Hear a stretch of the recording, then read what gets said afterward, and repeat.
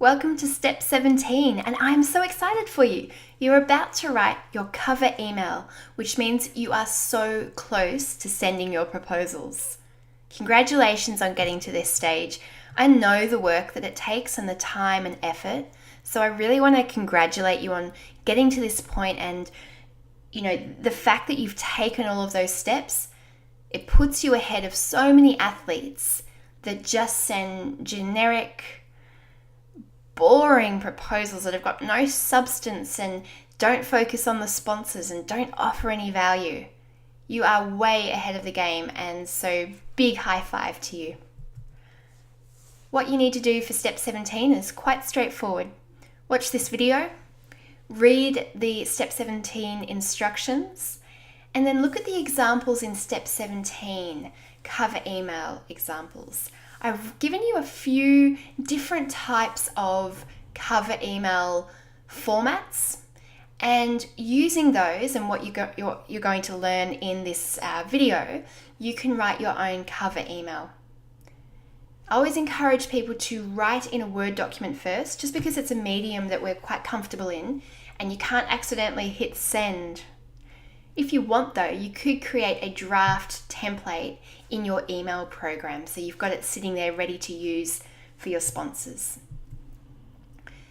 The reason it's really important to write a good cover email is we want to avoid a few things. We want to avoid repeating anything that's in the proposal or pitching to the sponsors at this point. We really don't want to use the cover email to convince them or give them any information. It's literally just introducing the proposal document, and that's what we want them to read. That's what we've spent all this time and effort creating.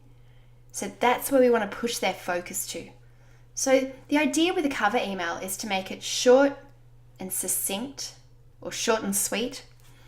Introduce your proposal and thank them for taking the time to read it. And keep it really short. 150 words is perfect. It's almost kind of cool because it gives you a bit of a challenge. Anyone can write a long email, but writing one that's short and effective, there's a bit of an art to it. I'm going to show you a few ways that you can do that.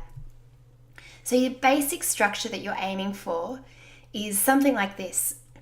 Introduce yourself, let them know who you are, what kind of athlete you are.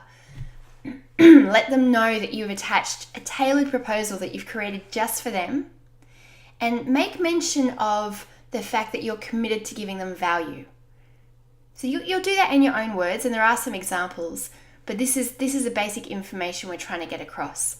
And then thank them for taking the time to read it, and let them know that you look forward to speaking with them about that. That's it. Very, very simple. You might want to put your contact details at the end of your email signature if you don't already have them there, but don't worry too much because they've got your email address and they've got your other contact details within the proposal document. So here's an example of a cover email. I'm just going to add a few details in. Where there's a blank or there's blue text, I'll add some other words in just so it reads better. So, dear sir, as a young high jumper, that sounds good, I know the value of sponsorship and how it can have an incredible effect on my life and my path to the Olympics. What you will see within the attached proposal is my commitment to providing this company, I've just completely gone blank on a name, with unique tailored benefits that really make your investment in me worthwhile. These benefits are suggestions only, and I would love to have the opportunity to develop additional or alternative benefits as you see fit. The sponsorship proposal is short and sweet, so please feel free to request any additional information that will help you in your decision making, and please feel free to phone or email me at any time to discuss. Yours in all things high jumping and sponsorship. So that's a little formal, isn't it? It's very different to how I would normally speak, and I actually struggled to read it. It's formal language, and there's absolutely nothing wrong with that. Even in this day and age of modern technology and, less formality in our general interactions, it's really nice to be able to just kick it up a notch and show your respect and your ability to communicate in a more professional way. So nothing wrong with that at all. But there are other ways to do it. So you may want to use different language or content for different sponsors, much in the same way that you may have tweaked some of the content in your proposals to be more formal or fun or relaxed or whatever it might be.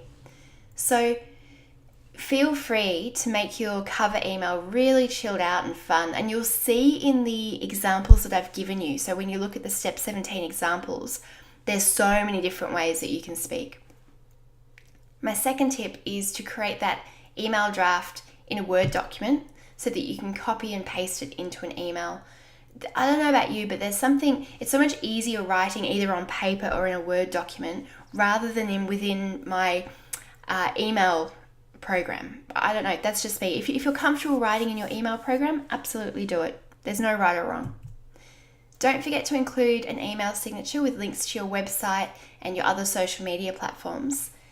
And don't forget to attach the right sponsorship proposal when you do send it. So we can sometimes get so focused on one thing, so cutting and pasting or writing the cover email, that we forget what we were doing it for, and that is to send a proposal. So I'm just saying this now, I'll say it again later in one of the later steps, but make sure you attach the right sponsorship proposal for the cover email that you're writing. Now, it might be worth getting a friend to sit with you while you send the email, just to help keep you calm and check that you haven't made any mistakes, haven't used the wrong sponsor name or attached the wrong document. So for now, you're not sending your proposal just yet, but you are going to create the cover email.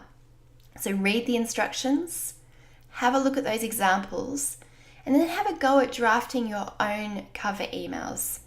You can create multiple drafts, and you can also create different ones for each sponsor. I think I mentioned a couple of steps ago that I'd love to promote you to my network. So if you haven't done so yet, please send me your athlete profile and a photo or a couple of photos, and I will promote you to over 5,000 people. For now though, off you go and create your cover email.